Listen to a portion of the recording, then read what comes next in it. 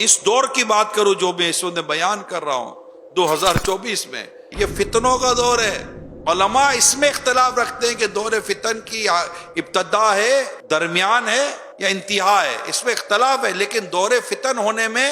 اختلاف نہیں ہے۔ دور فتن کی علامت میں نبی پاک صلی اللہ علیہ وسلم نے اس قدر ڈرایا ہے کہ ایک شخص صبح کو مومن ہوگا، شام کو کافر ہو جائے گا، شام کو مومن ہوگا، صبح کو کافر ہو جائے گا، دل تیزی کے ساتھ بدل رہے ہوں گے،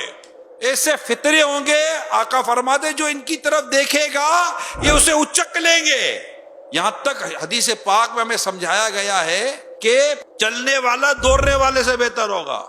جو کھڑا ہے وہ چلنے والے سے بہتر ہوگا،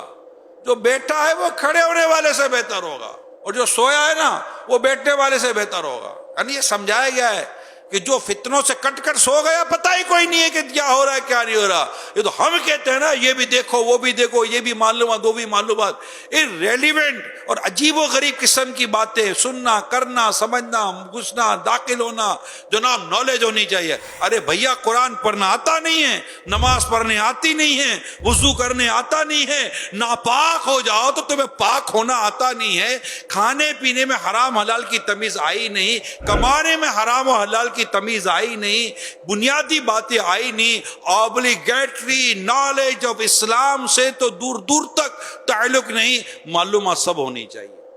اور جو ہونی چاہیے اس کو دیکھو نا، یہ کر رہا ہے، وہ یہ کر رہا ہے، آج کل یوں ہو رہا ہے، وہ یوں ہو رہا ہے۔ جو امپورٹنٹ ضرورت کی چیز ہے، جو دنیا اور آخرت کے لیے فائدہ دیتی ہے، ٹھیک ہے، اس کے علاوہ